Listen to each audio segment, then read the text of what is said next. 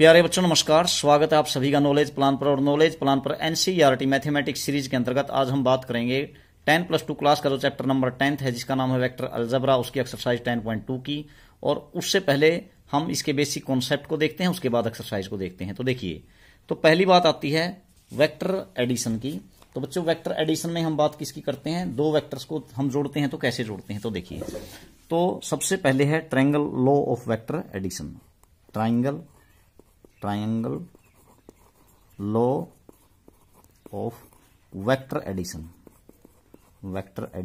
तो बच्चों किस प्रकार से दो वेक्टर्स को हम जोड़ते हैं इसकी बात करते हैं। तो देखिए कैसे जोड़ेंगे। मान लीजिए आपके पास कोई वेक्टर है ए, जैसे मान लीजिए ऐसे है, यहां पर कोई वेक्टर ए है, ये इसका इनिशियल पॉइंट और ये इसका टर्मिनल पॉइंट, और कोई दूसरा वेक्टर है वेक्टर बी, ठीक है। तो ये इसका इनिशियल पॉइंट और ये इसका टर्मिनल पॉइंट। हमें इनको दोनों को ऐड करना है, यानी कोई बॉडी है यहां से यहां गई और फिर उसके बाद यहां से यहां गई, तो इसका मतलब टोटल जो डिस्प्लेसमेंट हुआ यहां से यहां तक का हुआ, ठीक है। तो ये जो है, मान लीजिए मैं इस पॉइंट को ए मान लेता हूं, इसको बी मान लेता हूं और इसको सी मान लेता हूं। तो बच्चों ए से सी तक का जो डिस्प्लेसमेंट हुआ, यानी वेक्टर ए सी की फॉर्म में यदि हम इसको लिखें तो ए सी वो क्या हुआ, वो हुआ आपका वेक्टर ए बी, ठीक है, प्लस वेक्टर बी सी।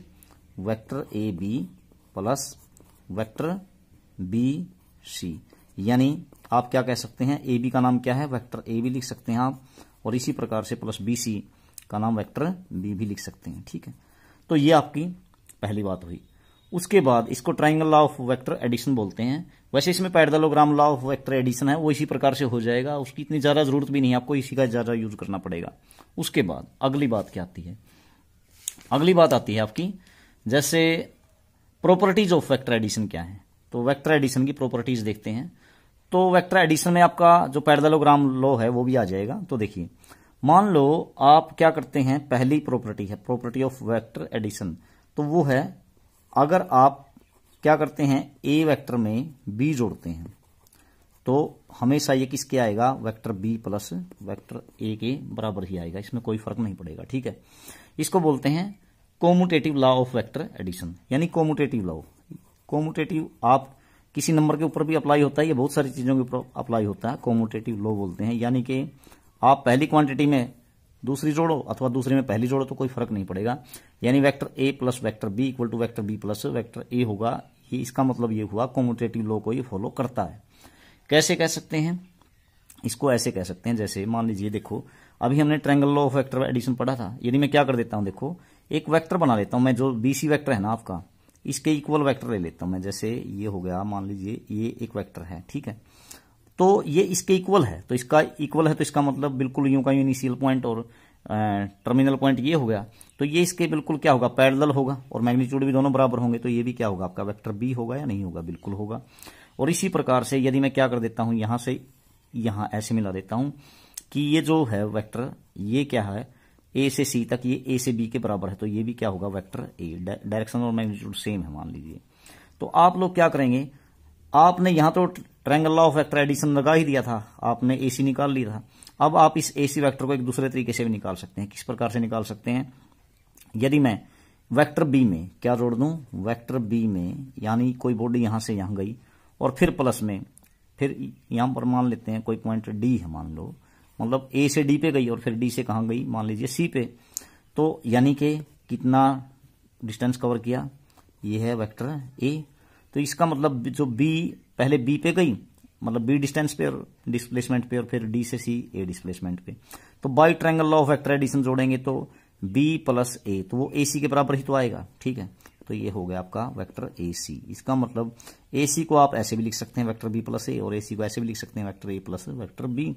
इसका मतलब क्या हुआ कि ए प्लस बी और बी प्लस ए दोनों आपके इक्वल हैं, ठीक है। उसके बाद नेक्स्ट बात आती है, इसके बाद vector addition is associative. Associative में क्या होता है बच्चों, इसमें क्या होगा, अगर आप लोग क्या करते हैं, तीन वेक्टर्स हैं आपके पास ए प्लस बी, इनका ऐड करके फिर आप क्या कर देते हैं, तीसरे वेक्टर को जोड़ते हैं, तो ये हमेशा किसके बराबर आएगा, अगर आप क्या करते हैं ए को अकेला छोड़ देते हैं और लास्ट वाले दो को पहले जोड़ देते हैं और फिर फर्स्ट वाले को जोड़ते हैं लास्ट में जाकर के, तो फिर भी ये दोनों सम मतलब ये दोनों साइड का सम इक्वल आएगा, इसको बोलते हैं एसोसिएटिव लॉ, यानी कि ये एसोसिएटिव लॉ को फॉलो करते हैं। ठीक है, एसोसिएटिव लॉ। तो एसोसिएटिव लॉ को कैसे फॉलो करते हैं? जैसे मान लीजिए आपके पास क्या है, कोई मतलब बॉडी यहां से यहां गई, मान लीजिए ये वेक्टर है ए, और इसी प्रकार से फिर यहां से यहां गई। ठीक है, और ये मान लेते हैं वेक्टर बी, और इसी प्रकार से फिर यहां से यहां गई, और ये मान लेते हैं ये वेक्टर है ना, इस प्रकार से, और फिर यहां गई। ठीक, तो ये वेक्टर मान लीजिए सी। तो आपको टोटल डिस्प्लेसमेंट निकालना है यहां तक का, यानी ये पॉइंट ए मान लेता हूं, ये बी, और यहां सी अथवा और यहां पर डी। तो ए से डी तक का मतलब टोटल डिस्प्लेसमेंट निकालते हैं। तो कैसे लिखेंगे इसको? आप इसको ऐसे लिखेंगे बच्चों, जैसे मान लीजिए यहां से यहां तक का डिस्प्लेसमेंट निकाल लीजिए ए सी। तो वेक्टर ए सी क्या होगा आपके पास? वेक्टर ए सी होगा, देखिए किसके बराबर? A B plus B C by triangle of vector addition. यानी आप पहले आ गए, फिर यहां से यहां गए, तो टोटल डिस्प्लेसमेंट आ गया, यानी वेक्टर ए और प्लस वेक्टर बी हो गया। तो ये आ गया आपका A C, vector A plus vector B. ठीक है, इसको जोड़ दिया आपने। उसके बाद आपको जाना था डी पे, तो ए डी कैसे निकाल लेंगे आप? By triangle law of vector addition. फिर आप ए डी कैसे निकाल लेंगे? ए डी वेक्टर को निकालने के लिए, डिस्प्लेसमेंट को निकालने के लिए आपको क्या करना पड़ेगा? ए सी, पहले ए से सी पर गई और फिर सी से डी पर गई, यानी कि वेक्टर सी डी, ऐसे लिखेंगे ना। तो ए सी तो आपने निकाल ही रखा है, कितना है ए सी? तो vector A plus vector B था। ठीक है, ये तो पहले ही निकला हुआ है, और प्लस में फिर क्या कर देंगे? सी डी, यानी कि सी डी की जगह वेक्टर सी। तो ये तो हो गया आपका इस प्रकार से ए डी टोटल आ गया। अब हम इसको ऐसे भी तो जोड़ सकते थे, इन सभी वेक्टर्स को। कैसे? यदि आप क्या करते, देखो आप, यदि मैं यहां पर भी ले सकता हूं इसमें, जैसे चलो मैं अलग से फिगर बना लेता हूं। आप यहां से यहां गए, वेक्टर ए है मान लीजिए, फिर डिस्प्लेसमेंट, और यहां पर से यहां पर गए, ये वेक्टर बी है, और इसी प्रकार से यहां से यहां पर गए, ये वेक्टर सी है। ठीक है, तो मान लो ये पॉइंट ए था, वही ये बी था, ये सी था और ये डी था। आपको डिस्प्लेसमेंट का क्या निकालना था? ये ए डी। तो आप लोग है ना, इसको इन दोनों को जोड़ने की बजाय आप क्या कर देते हैं? बी और डी को जोड़ देते, और इस प्रकार से पहले आप डिस्प्लेसमेंट बी डी निकाल लेते। तो बच्चों बी डी कैसे निकलता आपका? B D is equal to होता आपके पास, बी से सी पे गए, सी से डी पे, यानी पहले बी फिर ये C, by triangle law of vector addition पे बी प्लस सी करते हैं आप लोग। ठीक है, ऐसे हो गया बी डी। लेकिन आपको निकालना क्या है? A D. तो वेक्टर ए डी क्या आता है आपका? ए से लेकर के डी तक का डिस्प्लेसमेंट कैसे निकालते हैं बच्चों? आप निकालते इसको कैसे? ए बी प्लस में बी डी कह सकते हैं ना आप, क्या कह सकते हैं? ए डी को ये कह सकते हैं अब A B plus B D, यानी ए बी तो क्या है? वेक्टर ए है, और प्लस में बी डी डिस्प्लेसमेंट आपने पहले से ही निकाल रखा है, बी प्लस सी, ये पहले से ही निकाला हुआ है। तो इसका मतलब अब भी आपने ए डी ही निकाला है। अब पहले ए डी क्या था? ये था आपका, पहले आपने कैसे निकाला था ए डी को? ए प्लस बी, लास्ट में सी जोड़ रखा है। लेकिन यहां क्या आ गया? पहले ए फिर लास्ट में बी प्लस सी। तो वेक्टर एडिशन इज एसोसिएटिव। तो एसोसिएटिव प्रॉपर्टी को फॉलो करता है वेक्टर एडिशन। ठीक है, उसके बाद नेक्स्ट जो बात आती है वो क्या है? देखिए नेक्स्ट बात आती है इसमें पहले हम डिफरेंस ऑफ टू वेक्टर्स निकाल लेते हैं एक बार। तो डिफरेंस कैसे दिखाते हैं बच्चों? डिफरेंस दिखाने के लिए मान लीजिए आपके पास क्या है, ऐसे कोई वेक्टर है, मतलब आप यहां ए पॉइंट से बी पे गए मान लीजिए। ठीक है, मान लेते हैं ये वेक्टर ए है, और इसी प्रकार से फिर कहां पे गए? बी से गए आप सी पे, ये। ठीक है, ये हो गया बी से सी पे गए, और ये मान लेते हैं कि ये वेक्टर स्मॉल सी है, ऐसे लिख दिया आपने। तो अब आपको क्या करना है? अगर मान लीजिए मैं ए से सी तक का डिस्प्लेसमेंट निकाल लूं, तो आप क्या करेंगे? A B plus B C. ठीक है ना, ये आपका आ जाएगा ए प्लस बी आ जाएगा, नहीं आ जाएगा? बिल्कुल आ जाएगा। ठीक है, by triangle law of vector addition, ये हो गया। अब एक बात करते हैं, देखो आपको ये नहीं निकालना, मान लीजिए आपको निकालना है vector A minus vector B, यानी कि डिफरेंस ऑफ टू वेक्टर्स निकालना है। तो डिफरेंस निकालने के लिए आप क्या करेंगे? देखो यहां पर सी नहीं था, ये बी था बच्चों। ठीक है, वेक्टर बी था। अगर सी लिखते हैं तो फिर यहां सी लिखना पड़ेगा आपको। तो अब ए, अगर वेक्टर ए माइनस बी, यानी कि इसका और इस बी का डिफरेंस निकालना होगा, तो बी ऐसे कर लीजिए, बी क्या होगा वास्तविकता में? बी तो फिर आपका मतलब माइनस बी क्या होगा, माइनस बी तो देखा जाए तो क्या होगा, इसको है ना ए माइनस बी के डिफरेंस को मैं ऐसे भी तो लिख सकता हूं, ए प्लस में वेक्टर ए प्लस में माइनस वेक्टर बी, ये और ये एक ही बात है। अब यहां पर फिर वही triangle law of vector addition हम अप्लाई कर लेंगे। तो ये जो है ना, अगर बी से लेकर के सी तक वेक्टर बी है, तो बच्चों ये अगर मैं इधर ले लेता हूं इसकी डायरेक्शन और इतना ही मैग्नीट्यूड जितना ऊपर है, लेकिन डायरेक्शन को मैंने चेंज कर दिया, तो ये क्या हो गया आपका माइनस वेक्टर बी हो गया, नहीं हो गया, ठीक है ना, सेम मैग्नीट्यूड है लेकिन डायरेक्शन अलग अलग है दोनों की, ठीक है। तो इसका मतलब अब देखो, यदि मैं इन दोनों को का जोड़ करता हूं तो देखिए आप लोग है ना, ये ऐसे, अब आपकी बॉडी कहां तक गई, पहले ए से बी पे, फिर बी से यहां पर ऊपर सी था, यहां डी ले लीजिए।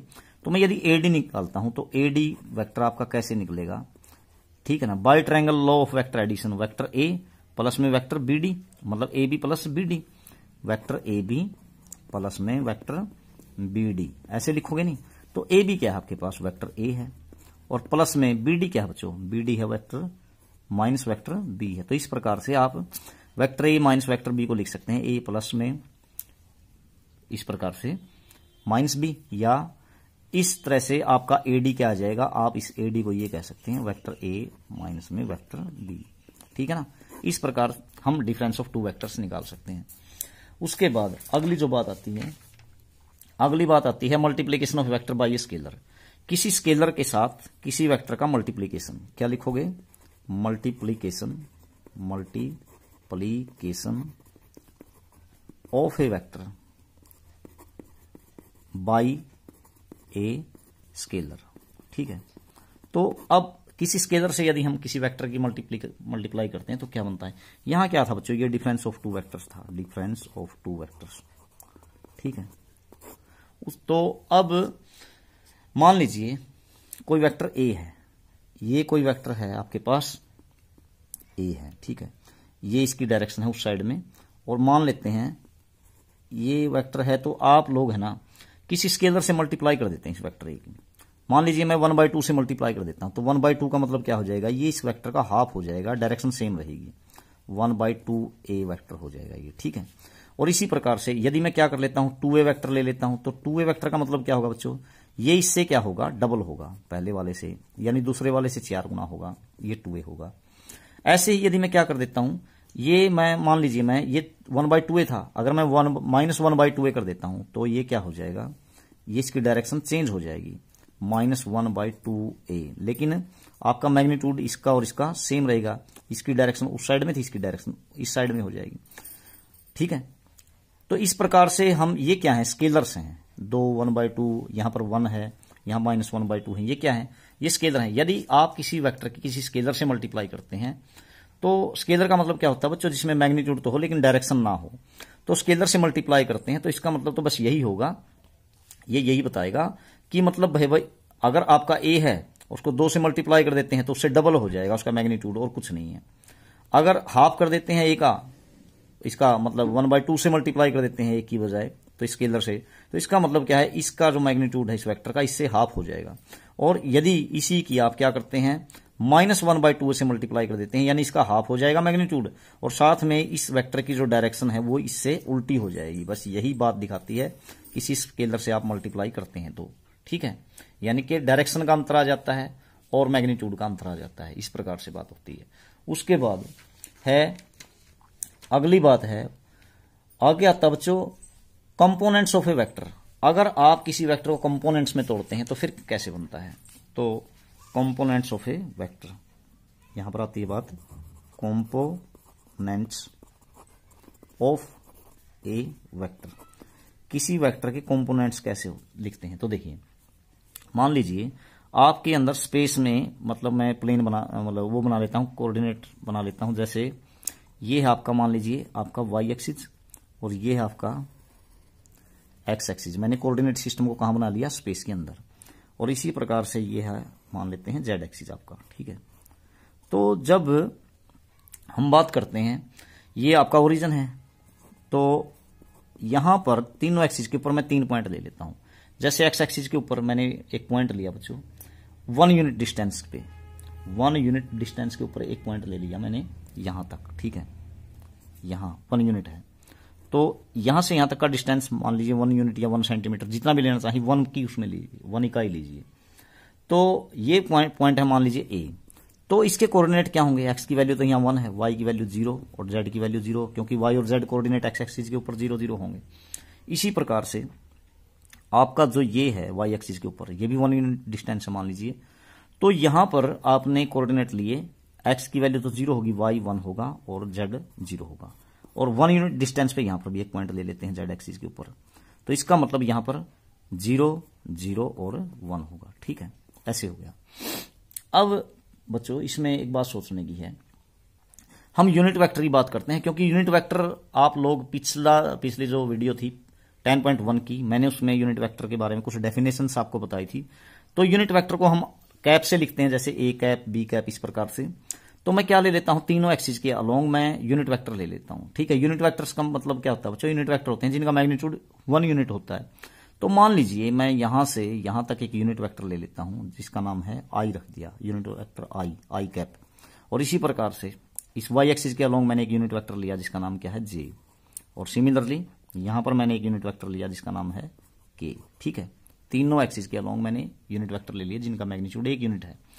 आप है ना, अगर किस प्रकार से लिखना चाहें, यदि मैं क्या करता हूं, यहां ओ पॉइंट है, ओ से लेकर के ए तक का, ओ ए का मैग्नीट्यूड यदि मैं लिखना चाहता हूं, ठीक है ना, मैग्नीट्यूड को ऐसे लिखते हैं ना, तो कितना बच्चों, वो 1 यूनिट है। और वो किसके बराबर होगा, ओ बी, या यदि यहां पर बी पॉइंट है और यहां पर क्या पॉइंट है, सी मान लीजिए, तो ओ बी का मैग्नीट्यूड भी 1 यूनिट होगा। और इसी प्रकार से वेक्टर ओ सी का मैग्नीट्यूड भी 1 यूनिट होगा। ठीक है, तो अब तीनों का मैग्नीट्यूड 1 यूनिट है। इसको आप ऐसे भी लिख सकते हैं, जैसे ओ ए जो वेक्टर है वो वास्तविकता में क्या है, देखो यहां तक से यहां तक का क्या है, 1 यूनिट डिस्टेंस है ना। ठीक है, मतलब मैग्नीट्यूड 1 यूनिट है, तो मैं एक आई लिख सकता हूं ना, यहां पर 1 आई, या 1 की आई से मल्टीप्लाई करो, आई ही आ जाएगा बस, आई कैप। और यहां पर मैं जे कैप लिख सकता हूं, 1 जे। ठीक है, ओ ए वेक्टर को आई, ठीक है ना, वेक्टर और फिर इसका मैग्नीट्यूड, और इसी प्रकार से जे, और यहां पर क्या लिखा जा सकता है, जे आई जे और के कैप लिख सकते हैं उसी को आप। ठीक है, इन तीनों का मैग्नीट्यूड 1 यूनिट है, ऐसे लिखा जा सकता है, बिल्कुल लिख सकते हैं। इसका मतलब ये हुआ, अब यदि मैं इस वेक्टर को लिखना चाहूं, जैसे मैंने ओ ए को लिखा, तो वेक्टर ओ ए एक्चुअल में ये क्या है वास्तविकता में, ओ ए वेक्टर यहां से यहां तक का आपका 1 आई, ठीक है ना, 1 आई और प्लस में 0 जे प्लस में 0 यूनिट वेक्टर के। ठीक है ना, कैप कह लीजिए, यूनिट वेक्टर कह लीजिए, यानी है तो ये फिर भी 1 आई ही है। ठीक, तो ओ ए को 1 आई या आई कह सकता हूं, ओ बी को क्या कह सकता हूं, इसका मतलब फिर 1 जे अथवा जे, और इसी प्रकार से ओ सी को हम कह सकते हैं 1 के अथवा के। ठीक है, ऐसे कह सकते हैं, ये आई था आपका, ये जे, ये के। तो इस प्रकार से हम तीनों एक्सिस के अलोंग मैंने कंपोनेंट फॉर्म में तोड़ दिया। कंपोनेंट फॉर्म का मतलब है आई जे के यूनिट वेक्टर्स में तोड़ दिया, तो ऐसे लिखा जा सकता है तीनों वेक्टर्स को। अब इसको समझते हुए, इस बात को समझते हुए, यदि मैं क्या करूं, ये पॉइंट तीनों के तीनों एबीसी, जैसे मैंने आपने क्या किया अभी एक्सिस के ऊपर लिए हैं, मान लीजिए मैं स्पेस में ले लेता हूं, स्पेस में मैंने कोई पॉइंट लिया, मान लीजिए यहां पर पी, और उसके कोऑर्डिनेट हैं, अब मान लीजिए एक बार इससे पहले थोड़ा सा यूं सोचिए, अगर यहां पर एक्स होता, यहां पर एक्स होता, यहां पर वाई होता और यहां पर जे होता, तो आप इसको क्या लिखते फिर, देखो जैसे यहां अगर एक्स होता तो ओ ए पे हम लिखते 1 आई लिखा था ना जैसे मैंने, तो फिर यहां पर क्या लिखता मैं, एक्स आई। यहां पर अगर 0 मतलब यहां ले लीजिए पहले, एक्स 0 होता तो 1 आई की बजाय फिर क्या लिखते आप इसको, फिर यहां पर लिखते आप एक्स आई लिखते या नहीं लिखते, ओ ए को एक्स आई। और इसी प्रकार से यदि यहां पर वाई होता 0 वाई और फिर यहां 0 होता, फिर क्या लिखते आप इसको, यहां पर लिखते फिर वाई, ठीक है ना, वाई यूनिट वेक्टर जे, ऐसे लिखते या नहीं लिखते।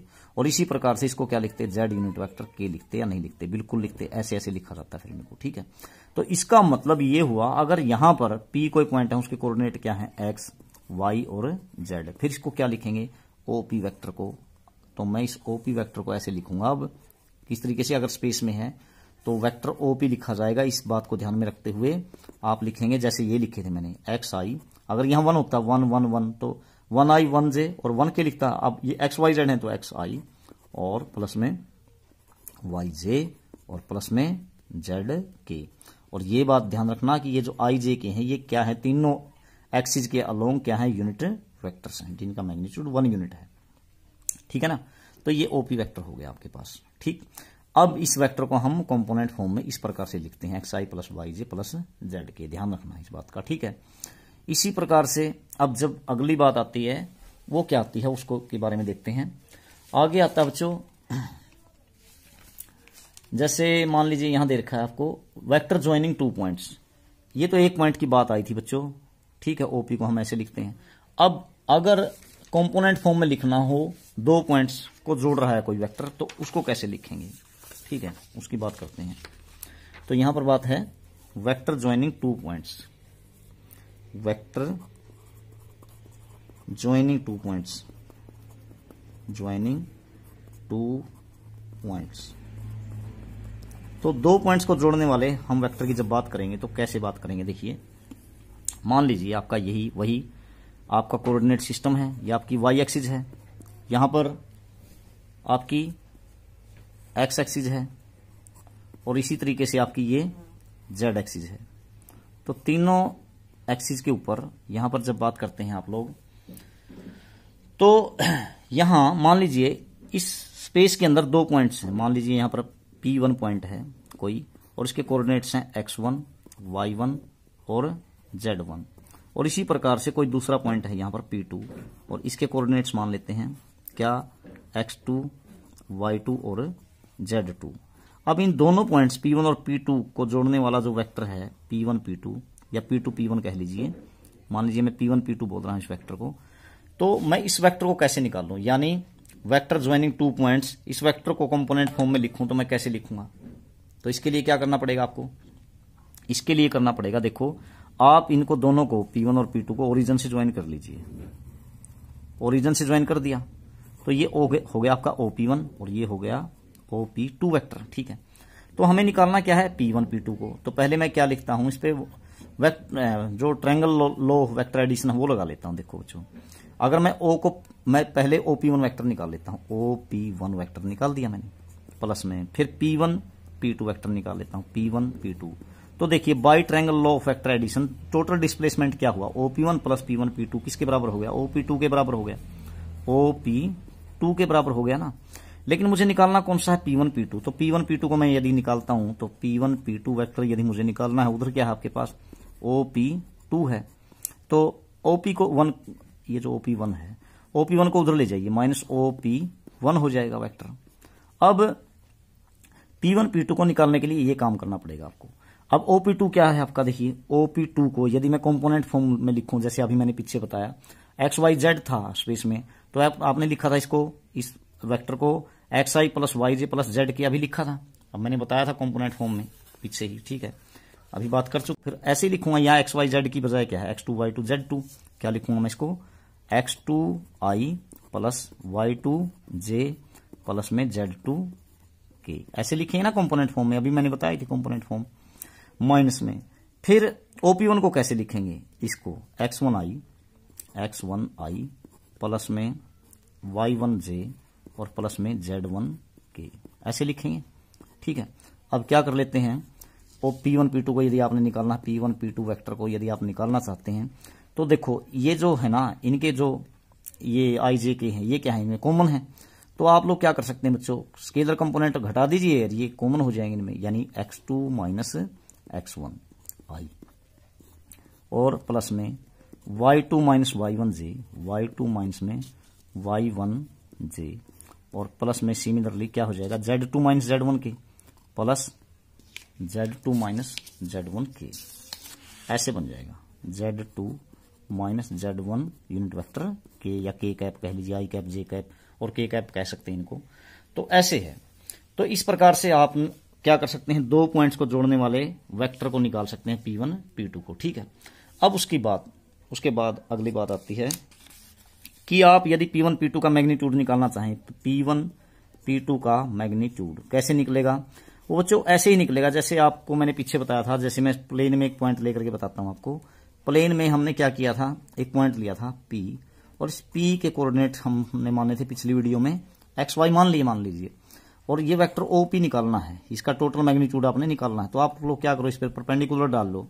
डाला तो देखो ये मान लीजिए ए पॉइंट है, तो ओ से ए पे गए आप, तो ये जो ओ ए है ये क्या है आपका एक्स, और ये क्या है वाई आपका, ठीक है ना, ये एक्स है ये वाई। तो आपने ओपी कैसे निकाला था, ओपी अगर वेक्टर फॉर्म में करते हैं तो क्या बात होती है आपकी, अगर ये वेक्टर फॉर्म में है ओ ए प्लस में वेक्टर एपी, यानी कि आपने क्या किया था यहां पर बच्चों, आपने इसका मैग्नीट्यूड जब निकाला था क्या किया था आपने, यहां से यहां तक का डिस्टेंस एक्स का स्क्वायर प्लस में, और यहां से यहां तक का डिस्टेंस वाई का स्क्वायर बाय पाइथागोरस थ्योरम। और जब इसका ये तो स्क्वायर था यहां पर, जब स्क्वायर हटाओगे तो इसके ऊपर अंडर रूट, तो सेम वही पोजीशन यहां पर है। ये ऐसे ही यदि आपको ऐसे निकालना है P1 P2, तो यानी ये जो है अगर मैं यहां पर इसके अलोंग आई यूनिट वेक्टर लेता और यहां पर इसके अलोंग जे यूनिट वेक्टर लेता, तो आप एपी ओपी को कैसे लिखते फिर, एक्स आई प्लस में वाई जे, ऐसे लिखते या नहीं लिखते। तब जब जाकर के आप इसका अगर मैग्नीट्यूड निकालते तो फिर क्या होता, आई और जे को छोड़ करके ये जो है ना स्केलर कंपोनेंट, इन्हीं का तो स्केयर हुआ है यहां पर, ठीक है। तो फिर यहां भी वही बात लागू होगी, कैसे, आप जब इसका मैग्नीट्यूड निकालोगे तो आई का जो कंपोनेंट है कौन, scalar component x2 minus x1 का स्केयर, प्लस ऐसे ही y2 minus y1 square, y2 minus y1 square, और प्लस में z2 minus z1 square, z2 minus z1 का स्केयर, और इस पूरे के ऊपर क्या आ जाएगा, अंडर रूट आ जाएगा बच्चों, ठीक है। ऐसे कर देंगे, ऐसे इसका मैग्नीट्यूड निकल जाएगा। उसके बाद हम बात करते हैं किसकी, यहां पर जो बेसिक कॉन्सेप्ट में आपकी बात बचती है, क्या बचती है, यहां पर है आपके पास सेक्शन फॉर्मूला। तो सेक्शन फॉर्मूले में देखिए कैसी क्या बातें आती हैं आपकी। मान लो आपके पास क्या है, ऐसे कोई वेक्टर हैं ए और बी, देखो मान लो कोई पॉइंट पी और क्यू है बच्चों, और कोई पॉइंट ओ है,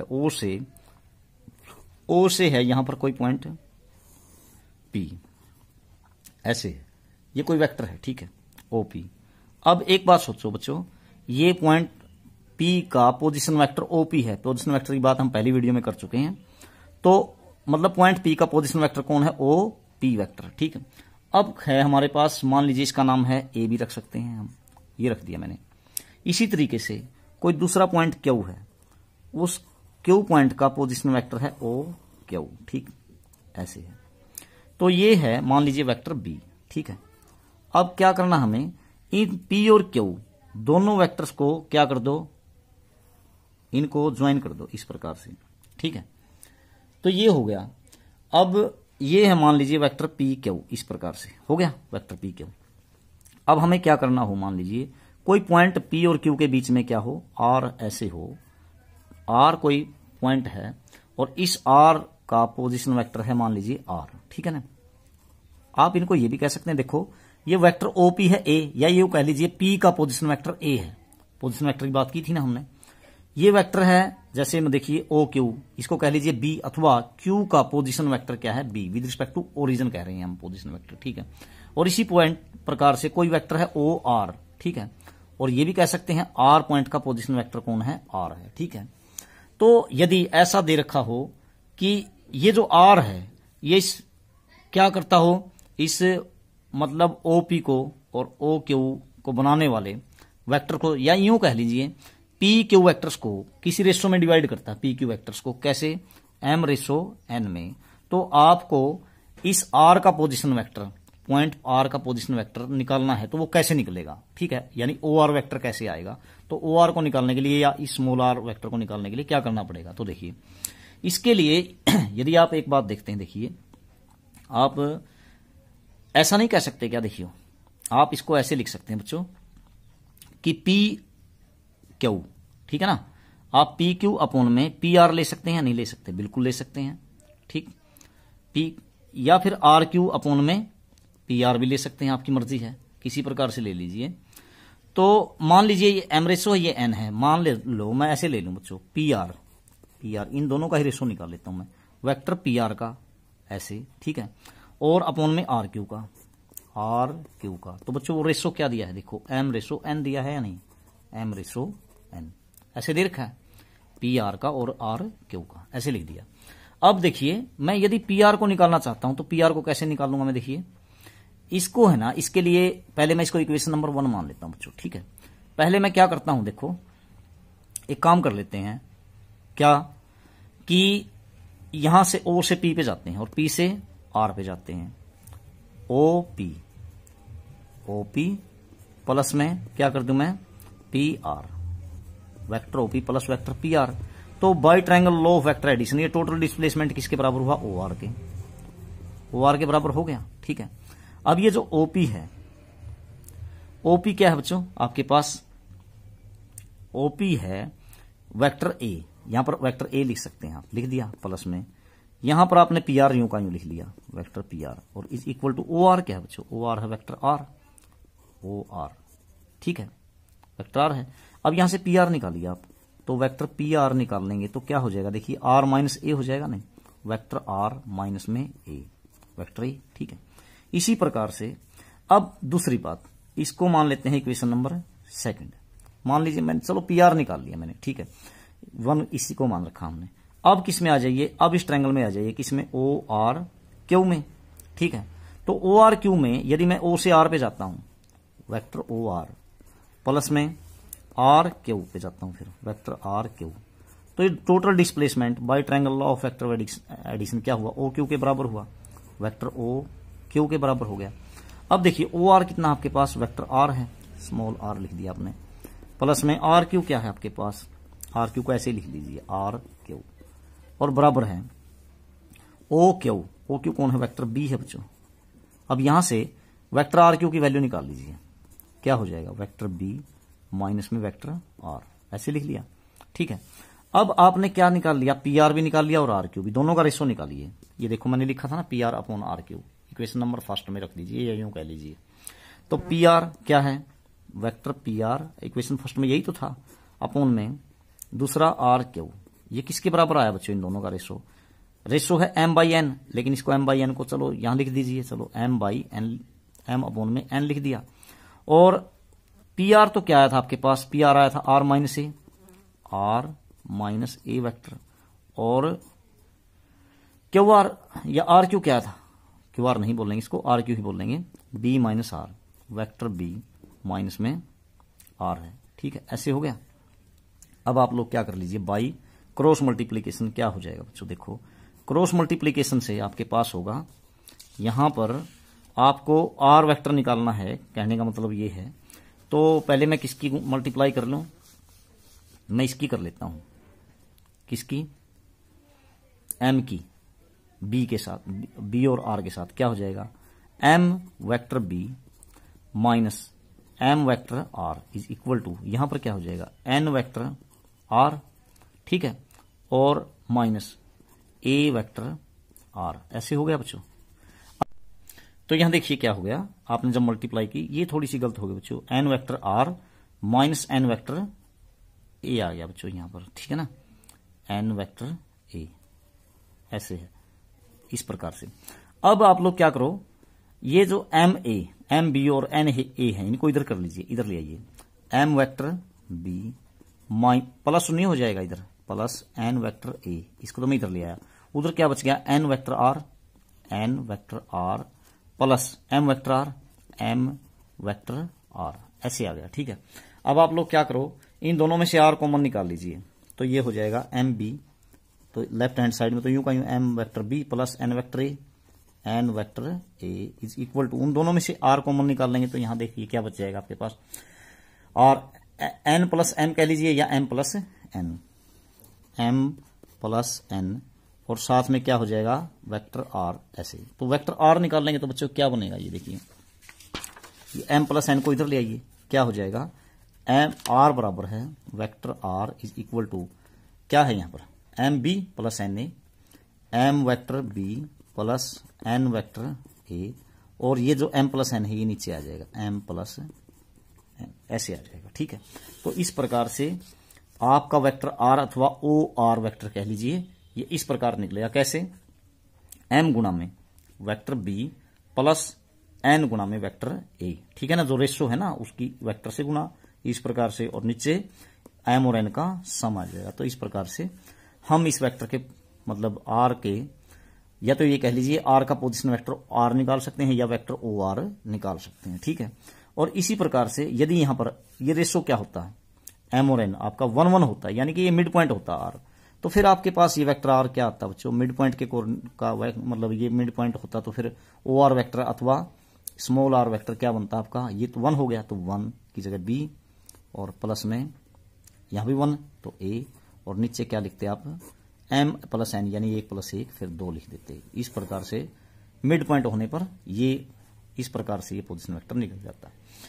उसके बाद अगर बात आती किसकी, अगर ये एक्सटर्नली डिवाइड करता, ठीक है ना, मतलब ये जो आर पॉइंट है ये बाहर होता, फिर वही बात 10th क्लास वाली आपका, फिर ये आर ऐसे होता, फिर ये यहां पर आ जाता M vector B minus N vector A आ जाता, और नीचे क्या हो जाता आपके पास m माइनस एन, तो ये इस प्रकार से आ जाता। तो बच्चों इस प्रकार आपका इस एक्सरसाइज का बेसिक कॉन्सेप्ट पूरा होता है।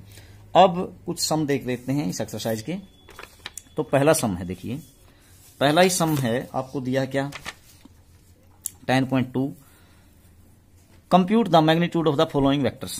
एक्सरसाइज 10.2 में पहला ही सम है क्या, इसमें दिया बच्चों आपके पास वेक्टर है ए, फर्स्ट पार्ट है वेक्टर ए है क्या, यहां दिया है i + j + k, कोई वेक्टर है, आपको इसका मैग्नीट्यूड निकालना है, ठीक है ना। तो मैग्नीट्यूड निकालने के लिए मैंने बताया था इसके आगे जो कोफिशिएंट हैं, ठीक है, वेक्टर ए का मैग्नीट्यूड कैसे, जैसे मैंने वो x i + y j + z k का एग्जांपल दिया था, वहां क्या होगा x² + y² + z², तो x की जगह कौन है 1 है, यानी कि स्केल ये जो क्या है ये unit vector i j k हैं, इनके आगे जो स्केलर कंपोनेंट्स हैं ना इनका स्क्वायर कर दीजिए, यानी कि 1 का स्क्वायर प्लस इनके आगे एक ही है बस 1 का स्क्वायर प्लस 1 का स्क्वायर, यानी कि 3 हो गया, तो √3 आ जाएगा इसका मैग्नीट्यूड। इसी प्रकार से जो सेकंड पार्ट है, सेकंड पार्ट में क्या है वेक्टर बी है कोई, और उसको ऐसे दिया है 2i - 7j - 3 यूनिट वेक्टर के, तो आप इसका मैग्नीट्यूड कैसे निकाल लेंगे, वेक्टर बी का मैग्नीट्यूड क्या होगा ऐसे लिखेंगे 2 का स्क्वायर 4 प्लस -7 का स्क्वायर 49 और प्लस -3 का स्क्वायर 9, तो 49 और 9 कितने हो गए 58, 58 और 4 कितने हो गए 62, 62 आ जाएगा का रूट आ जाएगा इस प्रकार से। इसी प्रकार से जो थर्ड वेक्टर है, थर्ड में दे रखा है वेक्टर सी है, सी में क्या दिया बच्चों 1/√3i प्लस 1/√3j और फिर -1/√3k, तो इसका मैग्नीट्यूड कैसे निकाल लेंगे, सी का मैग्नीट्यूड निकालने के लिए फिर वही इसका स्क्वायर करो तो 1/3, इसका भी 1/3 और प्लस में इसका स्क्वायर करोगे तो 1/3, ठीक है ना, और इसका अंडर रूट है तो क्या हो जाएगा 3/3 यानी कि 1 आ जाएगा, ठीक है आ जाएगा। इस प्रकार से क्वेश्चन नंबर सेकंड में क्या करेंगे आप, क्वेश्चन नंबर 2 में आसान सी एक्सरसाइज है बच्चों, बेसिक कॉन्सेप्ट को समझना ही ज्यादा जरूरी है, बाकी सम तो आसान से हैं। क्वेश्चन नंबर 2 में क्या कहता है, 2 में कहता है right 2 different vectors having same magnitude. आप क्या करो 2 डिफरेंट वेक्टर लिखो जिसका मैग्नीट्यूड सेम है, तो बहुत सारे हो सकते हैं, इनफाइनाइट नंबर ऑफ वेक्टर्स हो सकते हैं, लेकिन मैं एक एग्जाम्पल के तौर पर ले लेता हूं। इसमें एग्जाम्पल के तौर पर हमने कैसे क्या लेने हैं, मैग्नीट्यूड सेम है तो लेट कर लेते हैं कोई वेक्टर ए है, लेट वेक्टर ए क्या लिख दूं i + 2j + 3k, तो देखो मैग्नीट्यूड, और अब यहां पर मैं क्या लिखता हूं वेक्टर बी ले लिया मैंने, यहां पर मैंने लिख दिया 2i + j और प्लस में 3k, तो देखो अब यहां पे है ना स्केलर कंपोनेंट अलग अलग होने से दोनों वेक्टर डिफरेंट हो गए, ठीक है, तो अलग अलग हैं लेकिन मैग्नीट्यूड सेम है। ए का मैग्नीट्यूड भी क्या होगा आपके पास, ए का मैग्नीट्यूड होगा 1 का स्क्वायर 1 प्लस 2 का स्क्वायर 4 और 3 का स्क्वायर 9, 9 और 4 13 और 1 14 का अंडर रूट। और सिमिलरली बी का जो मैग्नीट्यूड निकाल लेंगे आप लोग क्या होगा 2 का स्क्वायर 4 1 और प्लस में 9, तो ये भी अंडर रूट 14। तो इसका मतलब क्या है स्केलर कंपोनेंट्स अलग अलग हो गए बस आई के और जे के, ठीक है, तो मैग्नीट्यूड तो सेम ही है, वेक्टर डिफरेंट है, तो इनफाइनाइट नंबर ऑफ आंसर इसके हो सकते हैं।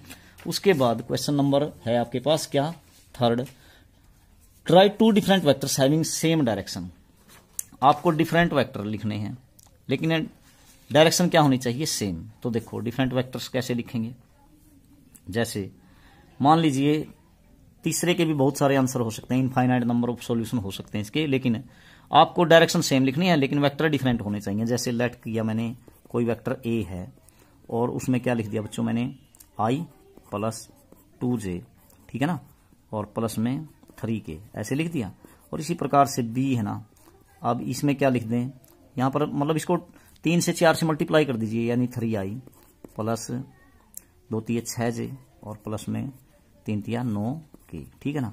यानी ये एक दूसरे के पैरेलल तो हैं, 1/3, 2/6 भी 1/3, 3/9 भी 1/3 है, ठीक है, स्केलर कंपोनेंट, यानी एक दूसरे के पैरेलल हैं, यानी कि डायरेक्शन सेम है लेकिन हैं डिफरेंट, यानी इनका मैग्नीट्यूड अलग है, ठीक है। तो कहने का मतलब डिफरेंट तो तभी होंगे ना जब डायरेक्शन सेम होगी लेकिन क्या होगा, मैग्नीट्यूड अलग अलग होगा, तभी तो डिफरेंट कह सकते हैं हम इनको, ठीक है। अब इक्वल तो तब होते हैं जब इनका मैग्नीट्यूड और डायरेक्शन सेम होती है। अब डायरेक्शन सेम है लेकिन मैग्नीट्यूड बराबर नहीं है, तो डिफरेंट तो मैंने मतलब आंसर हो सकते हैं। उसके बाद question number 4, find the value of X and Y so that the vectors first and second are equal.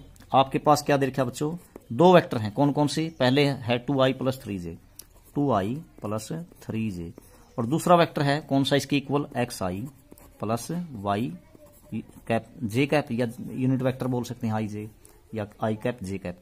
ये दोनों वेक्टर क्या हैं बच्चों, इक्वल हैं। इक्वल होंगे तो देखो 2 वेक्टर तभी इक्वल हो सकते हैं जब उनके स्केलर कंपोनेंट्स इक्वल होंगे, यानी कि x तो होगा 2 एंड y होगा 3, नहीं तो इक्वल नहीं होंगे वेक्टर्स, ठीक है। उसके बाद क्वेश्चन नंबर 5, क्वेश्चन नंबर 5 में क्या कहता है, आपको देखा find the scalar and vector components of the vector with initial point 2,1 and terminal point -5,7। तो बच्चों कोई वेक्टर है, जैसे ऐसे है, ये है, और यहां पर इसमें क्या दे रखा है, इसका इनिशियल पॉइंट है 2,1, तो 2,1 है, और टर्मिनल पॉइंट क्या है इसका, यहां पर दे रखा है इसने -5,7, ठीक है। तो ये वेक्टर है मान लीजिए ए बी। अब आपको वेक्टर ए बी लिखना है, तो मैंने बताया था आपको भाई जब 2 पॉइंट दे रखे हो ना, 2 पॉइंट्स दे रखे हों तो आप उस वेक्टर को कैसे लिख सकते हैं कंपोनेंट फॉर्म में। तो मैंने बताया किस प्रकार से, x2 माइनस, ऐसे नहीं बताया था, x2 माइनस x1i, ठीक है ना, बेसिक में बातें हो चुकी हमारी, प्लस y2 माइनस में y1j, और प्लस में अगर स्पेस में होता तो क्या लिखते, z2 माइनस z1k। तो इस प्रकार से क्या हो जाएगा, ये x1 y1, ये x2 y2, तो x2 माइनस x1 यानी -5 -2 माइनस का 7i, और 7 माइनस 1 यानी कि 6j। तो इस प्रकार से आपका वेक्टर ए भी आ गया, ठीक है ना, ये लिख दिया। लेकिन बताना क्या था इसमें, find the scalar and vector components. तो स्केलर कंपोनेंट्स क्या हो गए इसके, स्केलर कंपोनेंट्स तो बच्चों क्या होंगे, देखो इसमें स्केलर वैल्यूज यानी -7 और 6, ठीक है, समझ में आई। और जो वेक्टर कंपोनेंट्स होंगे वो क्या होंगे, देखो -7i ये इसका वेक्टर कंपोनेंट्स है, और इसी प्रकार के से 6j, ठीक है। वेक्टर फॉर्म में लिखेंगे तो अलग अलग से ऐसे ही लिखेंगे, लेकिन ये इसके स्केलर कंपोनेंट्स हैं, ये इसके वेक्टर कंपोनेंट्स हैं। तो आपका क्वेश्चन नंबर 5 कंप्लीट होता है। तो उसके बाद अगला जो क्वेश्चन है, क्वेश्चन नंबर 6 में क्या कहता है, क्वेश्चन नंबर 6 में दिया है इसने बच्चों क्या, find the scalar and vector components, इसमें find the sum of the vectors A B and C. 3 vector हैं, आपको उनका तीनों का सम निकालना है। ए है आपके पास, क्या आसान एक्सरसाइज है बच्चों, बेसिक आना चाहिए बस, i माइनस 2j प्लस के, I unit vector i minus unit vector 2j और प्लस यूनिट वेक्टर k, और सिम इसी प्रकार से वेक्टर b क्या दिया है, वेक्टर b में दे रखा है 2i minus 2i plus 4j minus 2i cap plus 4j cap और प्लस 5k कैप, ठीक है। तो और c दे रखा है बच्चों क्या, यहां दे रखा है i minus 6j minus 7k, i minus 6j minus 7k cap, ऐसे है, ठीक है। तो अब इनका एडिशन करना है, तो addition of vector a plus b plus c, बस जोड़ देंगे तीनों को और कुछ नहीं करना। तो i वाली कंपोनेंट्स जोड़िए, यहाँ 1 है, यहाँ -2 है, यहाँ प्लस का 1 है, तो 1 प्लस 1 2, 2 माइनस 2 0i।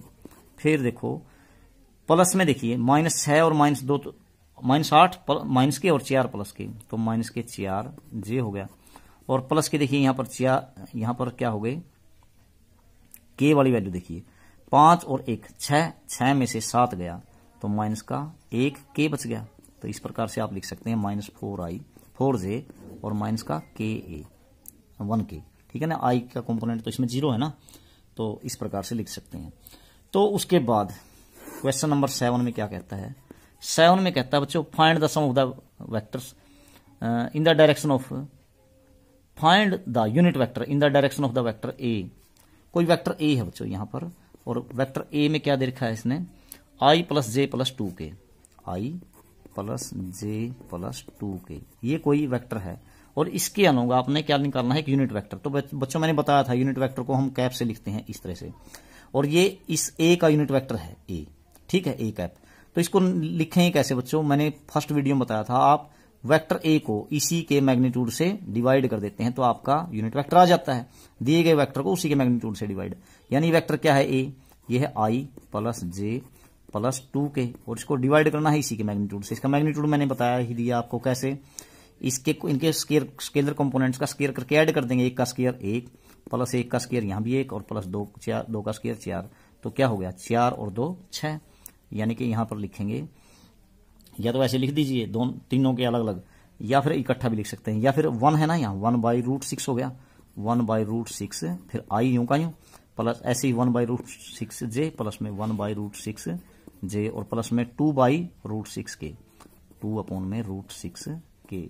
तो ये क्या है, एक यूनिट वेक्टर। क्यों ये यूनिट वेक्टर, इसलिए बच्चों इसका आप मैग्नीट्यूड निकालेंगे ना, इसका स्केयर प्लस इसका स्केयर प्लस इसका स्केयर, क्या आएगा, एक यूनिट आएगा, ठीक है ना, क्योंकि √6 इसका एलसीएम आ गया, ऊपर भी 6 आ जाएगा, रूट से रूट कैंसिल, ठीक है ना। मतलब कहने का मतलब क्या है, आप इनको ऐड करके स्केयर करके ऐड करोगे ना और फिर अंडर रूट करोगे तो वो 1 ही आएगा, ठीक है।